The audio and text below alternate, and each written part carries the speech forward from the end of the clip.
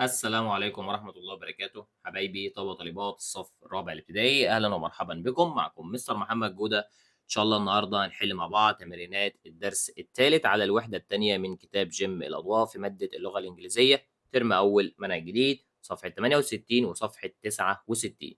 فيا ريت قبل ما نبدأ الناس ما تنساش تعمل لايك للفيديو علشان يوصل لأكبر عدد ممكن من زمايلكم، وما تنسوش تدعمونا وتعملوا لايك واشتراك في القناة وتفعلوا زر الجرس علشان يوصلكم كل جديد. ويلا بسم الله نبتدي مع بعض.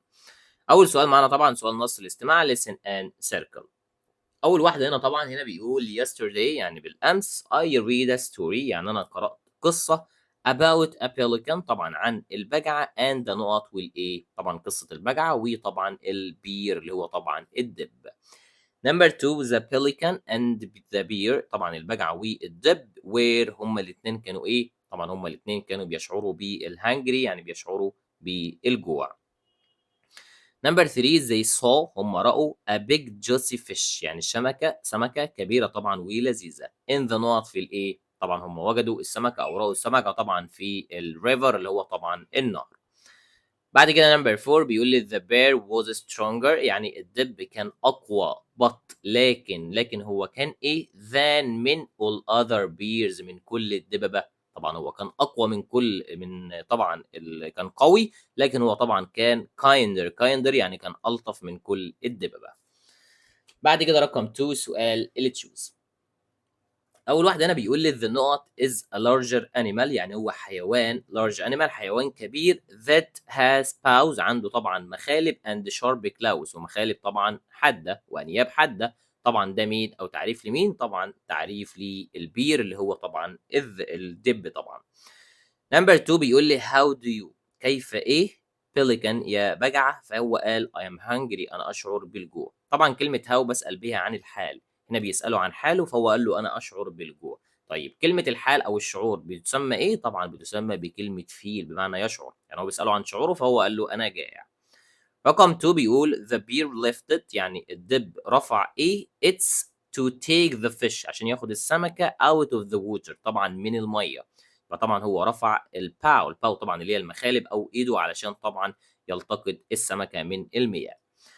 Number 4 بيقول لي the نقط is big white bird يعني هو طائر أبيض وكبير that has a long beak وعنده طبعًا منقار طويل. طبعًا ده تعريف للpelican طبعًا اللي هي البجعة. بعد كده number 5 بيقول لي the little girl يعني البنت الصغيرة is بتكون إيه of the dark طبعًا اللي هي الضلمة. يبقى طبعًا أكيد البنت scared طبعًا بتخاف أو بتترعب من الضلمة. بعد كده number 6 بيقول لي هنا the bear is bigger يعني الدب بيكون أكبر and وإيه than the pelican من البجعة. طبعًا هو بيكون أكبر وأقوى stronger than the pelican. بعد كده number 7 بيقول لي هنا إن the pelican طبعًا اللي هي البجعة and the bear وطبعًا الدب are in the knot هُم الاتنين كانوا فين؟ They are looking at a big fish كانوا طبعًا بينظروا على سمكة كبيرة. طبعًا هُم الاتنين كانوا موجودين عند الriver طبعًا اللي هو النهر. بعد كده number 9 بيقول لي the knot is a bird يعني هو طائر. The note is a bird طبعًا بيكون طائر. طبعًا هنا التعريف بيتكلم عن برضه اللي هي الpelican اللي هي البجعة. بعد كده number 10 هنا بيقول لي a pelican البجعة has لديها إيه to eat with عشان تتناول به. طبعًا البجع بيتناول عن طريق الbeak اللي هو طبعًا منقار البجعة. يبقى نختار طبعًا رقم C. تعالوا بقى نقلب ونكمل حل الأسئلة. بعد كده number 3 معايا read and complete. هنترجم الكلمات اللي فوق. أول كلمة معايا كلمة paw طبعًا اللي هي المخالب. هنا looking يعني ينظر إلى stronger يعني أقوى beak اللي هو المنقار وwater طبعًا يعني الماء. هنا بيقول a pelican and a bear البجعة والدب are in the river كانوا عند النهر. They are very hungry هما الاتنين كانوا جوعانين. They are هما الاتنين كانوا إيه at a big juicy fish على سمكة كبيرة ولذيذة. يبقى طبعًا هما الاتنين كانوا بينظروا يبقى they are looking. بعد كده بيقول إن the bear الدب reaches طبعًا بمعنى وصل. الدب وصل for the fish وصل عند السمكة. It lifts its وكان بيرفع إيه طبعًا أكيد كان بيرفع المخالب بتاعته وطبعًا إيده علشان طبعًا يصطاد السمكة. يبقى هنقول طبعًا it lifts its paw. The pelican opened its والبجع فتحت إيه؟ طبعًا البجعة أكيد هتفتح الbeak اللي هو طبعًا فمها.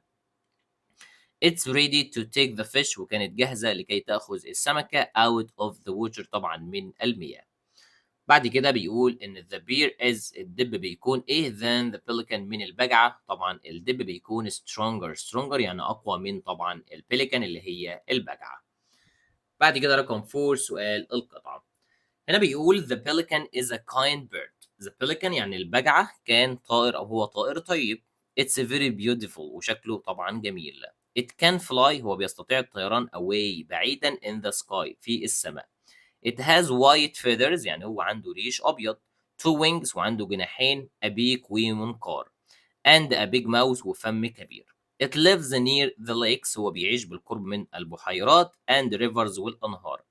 It likes to eat fish وبيحب ياكل الأسماك. The pelican opens its beak طبعًا البجعة بتفتح فمها.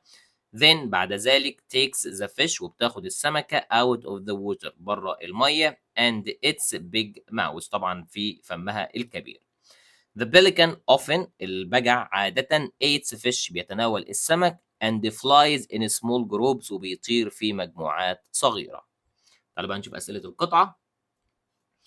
أول سؤال هنا بيقول لي the general idea of the text الفكرة الرئيسية للقطعة. طبعًا القطعة هنا بتتكلم عن البجعة اللي هي طبعًا الpelican. Number 2 the pelican likes to eat البجعة بتحب إن هي تتناول الإيه؟ طبعًا البجع بيحب إن هو يتناول الfish اللي هي طبعًا الأسماك. بعد كده أسئلة الأنسر. أول سؤال بيقول where does a pelican live؟ أين تعيش البجعة؟ طبعًا هنا في القطعة قال لك إن البجع بيعيش طبعًا بالقرب من الأنهار وطبعًا البحيرات. يبقى هاقول طبعًا it lives هو بيعيش near بالقرب من the lakes اللي هي البحيرات and rivers وطبعًا الأنهار. بعد كده number 4 بيقول لي how does a pelican catch fish؟ كيف إن الpelican اللي هو طبعًا البجع catch fish بيصطاد السمك. طبعًا هنا الإجابة موجودة في القطعة. هنكتب طبعًا من أول الجزء ده. هنقول طبعًا إن the pelican open its beak يعني البجع بيفتح فمه. Then بعد ذلك takes the fish وبياخد السمك out of the water عن طبعًا خارج المياه in its big mouth طبعًا في فمه الكبير. بعد كده number 5 سؤال punctuation علامات الترقيم. هنا أول واحدة جايب لي سؤال بادئ بW. هنا بيقول لي where is my fish؟ أين سمكتي؟ طبعًا ده سؤال هينتهي أكيد بالquestion mark. رقم 2 جملة بادئة بكلمة I am. أول حرف طبعًا هاعمله capital حرف الI وطبعًا هنا في apostrophe اللي هنعملها طبعًا بتاعة كلمة I am يبقى نحط الI وجنبيها الapostrophe وطبعًا في النهاية دي جملة تنتهي بالfull stop. كده طبعًا يبقى وصلنا لنهاية الفيديو. أتمنى الناس كلها تكون استفادت من الشرح، وأتمنى لو في حد استفاد من الشرح ما ينساش يدعمنا ويعمل لايك واشتراك في القناة ويفعل زر الجرس علشان يوصلكم كل جديد. كان معكم مستر محمد جودة، والسلام عليكم ورحمة الله وبركاته.